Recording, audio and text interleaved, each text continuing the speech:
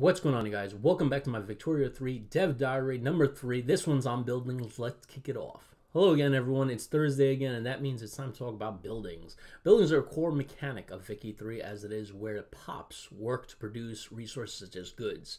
Buildings represent a wide range of industries, businesses, and government functions, from humble subsistence farms to complex motor industries and sprawling financial districts. In this Dev Diary, we're going to broadly cover the main types of buildings and their function in Vicky 3. To talk about the buildings, though, I have to mention states. States are a concept that should be generally familiar to anyone who's played some of our games, such as Vicky 2 or Ahoy 4, a geographic unit of varying size in which much of Victoria's 3 gameplay takes place. States are where pops live, and more importantly for our subject matter, where buildings are located and built. The state of Gotaland in Sweden. So,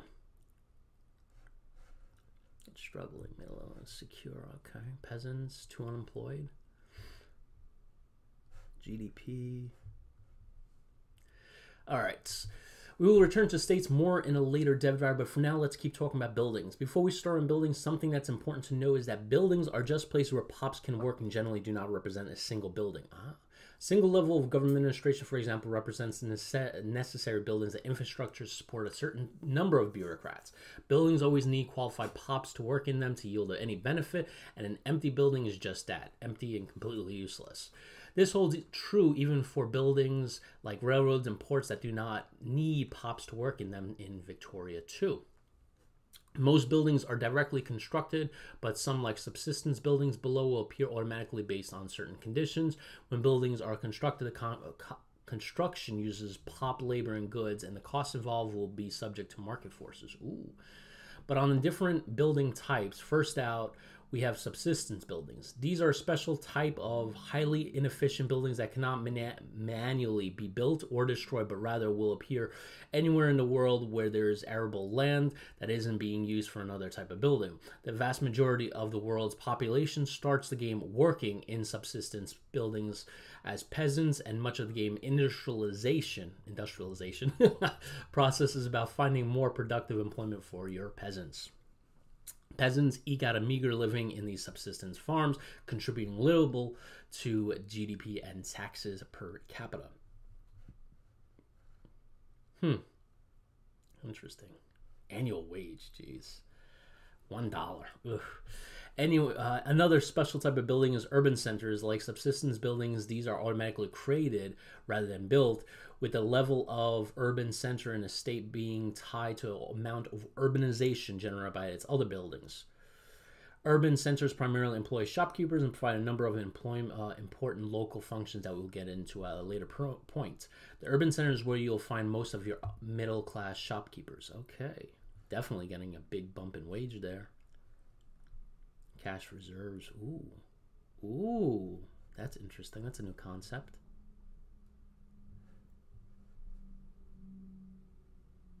This is cool. I like it. Next up, we have government buildings. These are buildings that are fully funded by the state, i.e. you, and provide crucial civil services required for the smooth running of Victoria Nation. Examples include government administrations where bureaucrats produce bureaucracy for the administration of incorporated states, and funding of institutions and universities where academics produce innovation for technological progression. Build a lot of that. Bureaucrats work in government administrations to provide bureaucracy, the lifeblood of the government. Okay, weekly bureaucracy, plus 21. Probably gonna need a lot of that. Geez, these guys make bank. The counterpart to government buildings is private initiative. I'm going to build a lot of those. The vast majority of buildings in Victoria 3 fall under this category, which includes a broad range of industries such as non-subsistence farms, plantations, mines, and factories. Unlike government buildings, private industries are not owned by the state, but rather by pops such as capitalists and aristocrats, who reap the benefit they bring in and pay wages to other pops working there, usually at least under certain economic systems like the ownership of buildings may be radically different. Many of these buildings are limited by locally available resources such as arable land for agriculture and simply how much iron is available in this state for iron mines.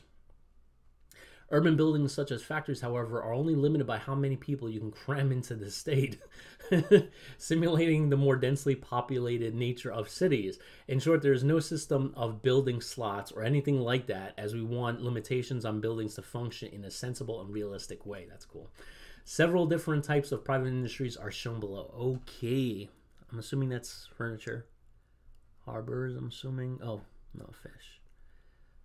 Some kind of factory. Iron. I'm assuming animals and wheat. Cool. Finally, there are development buildings. These are, but not always, government buildings that are distinguished themselves by providing vital state-level functions. A couple of examples are barracks that recruit and train soldiers from the local population, railroads that provide the infrastructure other buildings need to bring their goods to the market. Ooh. From left to right, barracks, port, naval bases, and railway. Cool. To finish up this diary, I just wanted to mention that building up your country is meant to be more of a hands-on experience in Victoria 3, as this is absolutely core to the building, society building aspect of the game and forms a major part of the game's core loop. This naturally also means that we need to give the player the necessary tools to manage their buildings in a large empire, which will likely involve some sort of autonomous building construction, though we haven't yet nailed down exactly what form that will take. Okay, interesting. And whether it will involve more direct decision-making on the part of the investor class. Ultimately, though, we want the player, not the AI, to be the primary in charge of development of the country. Well, there you have it. This is the course. A lot in here. There is, of course, a lot in here, such as production methods that will receive further explanation in many more dev diaries we have planned. So to be sure, tune in next week as I talk about goods. See you then. All right, so that was Vicky 3 on buildings. So I'm really looking forward to this. I really love these enhancements that they're doing, like government expenses, weekly taxes, annual wage, average annual wage. So this is really cool. I like this. So there's much more information here than we do have in Vicky 2. I really like this part here, cash reserves. That's actually really cool. Employment, 202 out of 260K. And I love that they give you this information, like your annual wage. That's really cool. But yeah, I mean, that's the beautiful thing. This is where, like, Vicky shines, is developing your nation through buildings, through farms, private industry, making the conditions right so the private industry just explodes. Not actually explodes, but explodes in growth. But yeah, I mean, this is what I love about Vicky. This and the economy system. You know, making sure you put like railroads where, you know, your factories are, so you can get the goods straight to the ports and export that and get some money in your hands, you know, kind of thing. So yeah, I love it. I love it. I'm trying to remember if barracks was a thing in the last one, Vicky 2. I'm trying to remember that. I don't think it was. I don't think I remember barracks being a building. I might be wrong, but correct me if I'm wrong, guys. But yeah, this is awesome. I can't wait for goods next week. But I'm really gonna keep my eye on for where which dev diary has the economy, because that's where the beauty spot is right there. And of course war, because you know what is the 19th century without war, right?